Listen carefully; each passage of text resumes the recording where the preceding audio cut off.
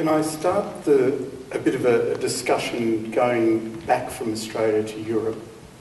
Because I think no one's in any doubt that we're fairly fixated on Asia as a region, even if we don't necessarily play the game as it ought to be played.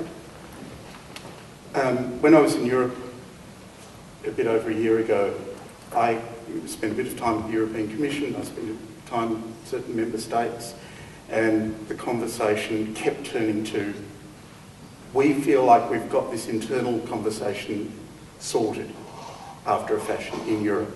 Now we want to talk abroad and we want to talk to Australia. We want to have this conversation. I came back to Australia and said, Europe's on the line. They want to talk to us. And people back here were saying to me, we're busy. Our attention's elsewhere. So, David or Patrick, do you feel in reality that Australia is listening? Europe seems very clearly engaged in a sort of an outward look and wants to discuss the complexities of a modern Australia, a modern Asia, a modern Europe.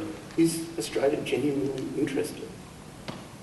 Well, I think that the basic answer to that is yes, but there are often misunderstandings in the sense that there are people who believe that if Australia is interested in Asia, if Australia is interested in China or in India or whatever, that it doesn't have time for Europe or for other relationships. In other words, that the question of international relationships comes down to very much a zero-sum game. But this is not a way of looking at it that we agree with. If Australia is interested in China and other countries in Asia, I can tell you Europe is too. But we are also interested in Australia. And in the period that I have been here, in the last 3 years in Australia, I have seen a very big upward curve in terms of dialogue between Australia and Europe, high-level visits from Australian ministers and government to Brussels, and from Brussels to Australia. But you wouldn't know this from the general media. The general media would have you believe wrongly that the rise of Asia is to the detriment of Europe in some way, and this is simply completely wrong.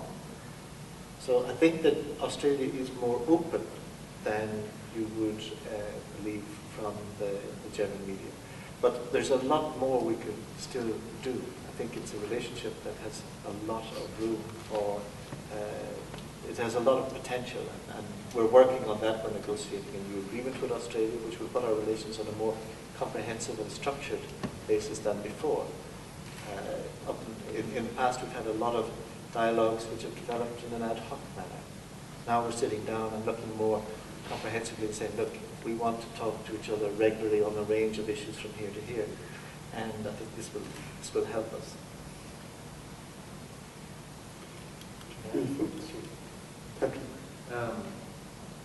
When, for example, what I find striking is also a matter of vocabulary.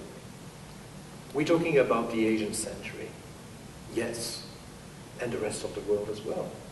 And sometimes I've got the feeling that when you say, when one says, this is the Asian century, meaning that the rest of the world is going down into some kind, paling into some kind of insignificance.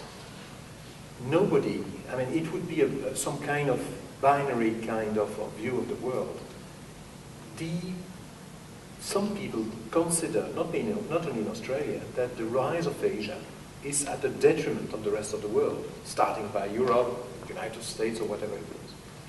As a matter of fact, what is happening is that Asia, China in particular, but the other Asian countries, are just taking their rightful place, which have been deprived of because of history and so on and so forth for the last 300 years. It is absolutely fascinating to see that if we consider, I'm talking business here, 2 seconds, if we consider the economic might of China and India today as a percentage of gross national, of the world production, It's almost identical to what it was 300 years ago. China was at the same place, economically speaking, as an economic might 300 years ago to now. And for 250 years ago, compliments of European imperialism and so on and so forth, Europe, China and India were subjugated, let's put it that way. So the rise of China, the rise of Asia is not to the detriment of Europe. The rise of China and the rise of Asia is the best thing that happened to us in many respects, starting by economy. Who cares about it? It's just not one who is gaining and the other one is losing. We do far more, infinitely, but infinitely more business with China now than 20 years ago. And the more Asia will develop, the better it is for everyone. It's not to the detriment of the Americans or whatever. And the big danger is to focus on one part of the world with whom you have special links, geographically, historically, culturally, to the detriment of the rest.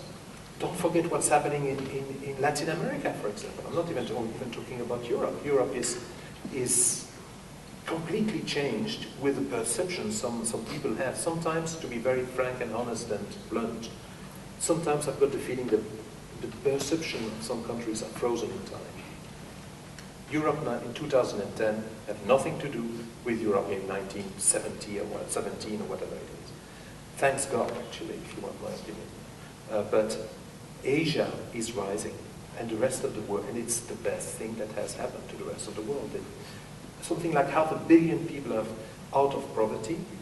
What best can happen, including on cultural side? I mean, once again, it's not a matter of one is rising and the other one are just swept under the carpet or whatever, whoever they are. It's a benefit to all of us, for God's sake, if I may use that. And that's something which is very important. No country, culturally speaking, socially speaking, and even as far as demographics, can say that I am going to concentrate on this part of the world and the rest of one doesn't concern me. It's an enormous mistake we made in Europe 50 years ago, and we pay for the consequences of that one. So that's a mistake nobody can afford anymore. Intellectually speaking, culturally speaking, and on political terms as well.